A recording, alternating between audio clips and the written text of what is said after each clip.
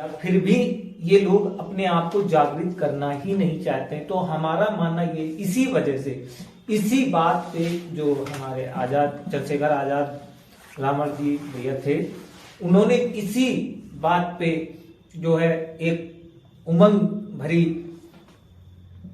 कोशिश की है कि आप लोग हमारा साथ देंगे तो हम एक नया समाज तैयार करेंगे। जैसा कि आपने बताया, आजाद समाज पार्टी कहीं ना कहीं एक अपना परचम लहरा रही है। आजाद समाज पार्टी के जो पदाधिकारी पद से नियुक्त हैं, उनको आप क्या संदेश देना चाहते हैं? उनसे ये कहना चाहते हैं कि जो हमारा जो बहुजन समाज के जो लोग इस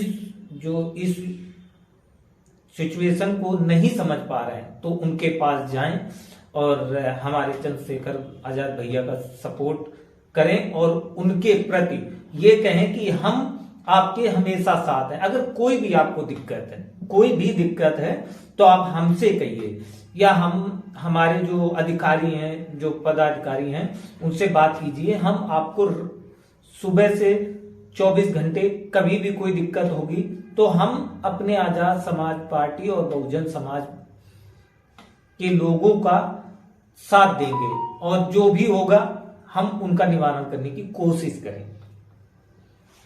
आप कुछ कहना चाहते हैं? अपना शुभ नाम बताइए पहले। मेरा नाम आदित्य प्रकाश है। मैं कानपुर जिला सचिव आजाद समाज पार्टी से नियुक्त किए गए। अपने समाज को उत्साहित करेंगे कुछ शब्दों में। जैसे कि देखा जाए तो आजाद समाज पार्टी के आप जिला सचिव हैं, तो जो पद से नियुक्त किए गए पदाधिकारी, उनके बारे में आप क्या सोच रहे हैं? जो पदाधिकारी नियुक्त किए गए हैं, जहाँ कहीं भी मतलब विधानसभा हो या जिले की कमेटी हो, कहीं भी हैं, पदाधिकारियों से यही एक सूचना देना चाहते हैं पदाधिकारियों को कि वो अपना काम निश्चित होके लोगों के बीच में जाके लोगों को जागरूक करें, उनका ध्यान दें। जितने बहुजन समाज के कार्यकर्ता या बहुजन समाज के लोग हैं, उनको जगाने की कोशिश करें ज़्यादा से ज़्यादा। 2024 में क्या माहौल रहेगा आजाद समाज पार्टी का?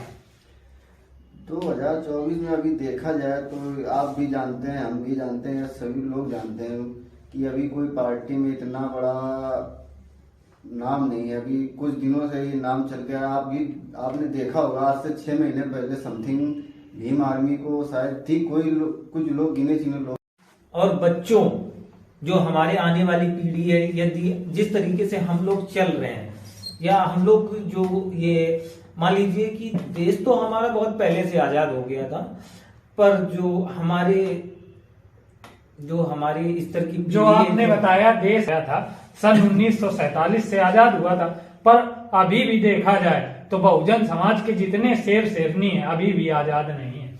वो अपने आप को इतना कमजोर समझते हैं कि वो दुनिया को देखना ही नहीं पसंद करते हैं।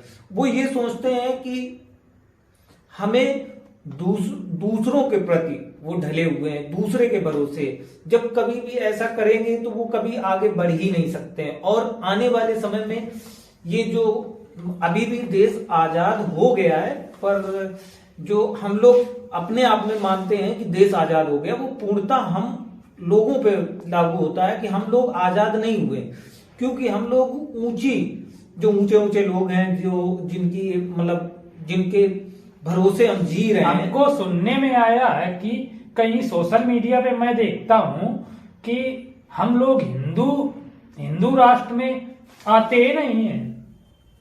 हाँ, हम लोग हिंदू राष्ट्र में नहीं आते, हम लोग बौद्ध, हमारी जो जाति है, जो बाबा भीमराव अंबेडकर जी ने बनाया था, वो हम लोगों को बौद्ध धर्म अपनाने का वचन दिया था, बताया था कि हम लोग ना हिंदू हैं, ना मुस्लिम हैं, ना सिख हैं, ना ईसाई हैं, हम लोग बौद्ध हैं। मतलब हमारी खुद की एक जाति है।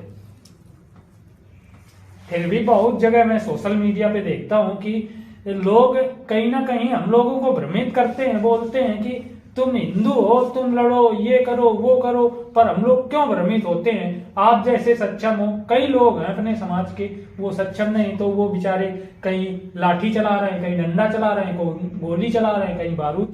और अपने जो हमारे समाज के भाई लोग हैं उनसे कहना चाहेंगे कि चंद्रशेखर आजाद भैया का सपोर्ट करें और उन्हें भारी भारी सपोर्ट और सहयोग दें।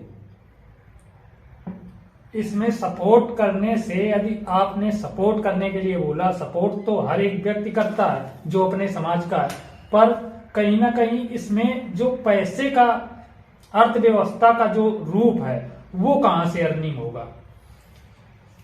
अभी तो अब ये कोई ऐसा तो है नहीं कि मतलब सत्ता में बहुत लोग हैं या बहुत पहले से लोग जुड़े हुए हैं। हम ही लोगों को अपने समाज को उजागर करना है और लोगों को बताना है कि हम भी सक्षम हैं और आगे हमारे हाथ में सारा बागडोर है। हम कोशिश करें कि अपने से 4 लोगों को जोड़ने की कोशिश करें और भीमराव अंबेडकर या कांसीराम जी के बारे में बताएं और अपने समाज को उपदेश दें और 4 लोगों को जोड़ने की कोशिश करें ताकि हमारी जो समाज में अर्थव्यवस्था कमजोर होती जा रही है, जो हमारे लोग नहीं जानते हैं, जो बहुजन समाज के लोग जो नहीं जानते हैं, उनको बताने की कोशिश करें ताकि वो आगे चल के अपने प्रति बलबूते खड़े हो सकें। जैसा कि आपने जो बातें बताई हैं, सत्य बताई हैं, कहीं ना कहीं बहुजन समाज के चंद लोग, जो कुछ ही लोग होंगे, कहीं ना कहीं सक्षम नहीं है पूर्ण तरीके से। यह देखा जाए तो सक्षम नहीं है। वो मनु संविधान को फॉलो करते हैं, भारतीय संविधान को क्यों नहीं करते हैं? इस विषय में क्या आप कहेंगे?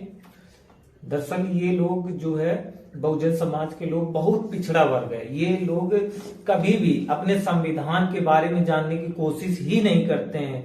जो ये हमारे ऊंचे कास्ट वाले लोग हैं वो उनकी गुलामी करने की आदत हो गई है, तो वो लोग अपने संविधान के बारे में जानना ही नहीं चाहते हैं। तो हम कहना चाहेंगे कि आप भी देखो, दुनिया में बहुत अलग है, अपने बलबूते खड़े हो और ये देखो कि हमारे फेवर में कौन व्यक्ति खड़ा है और हमें कैसा सपोर्ट कर रहा है। जैसा कि आपने बहुत ही अच्छा विस्तार पूर्वक से लोगों के बीच में बातें रखी हैं, पर मैं एक सवाल और आपसे करूंगा कि कुछ जो अपने समाज के कुछ लोग हैं वो कहीं ना कहीं बोलते हैं, हम स्पष्टवादी हैं, हम मनु संविधान, बड़े लोग सब हुए, जो काम अच्छा करेगा हुए बड़ा लोग कहलाएगा। पर ये हम लोग नहीं समझ पा रहे हैं ना। हम लोग ये चाहते हैं कि मतलब बड़े लोग ऊंची कास्ट के लोग हो गए, जबकि ऐसा नहीं है। जो जैसा कर्म करता है उसी के हिसाब से ही उसको जाति का वो किया जाता है प्रदर्शन। और हमारे जो समाज के, जो बहुजन समाज के लोग हैं, वो इस चीज को जानना ही नहीं चाहते।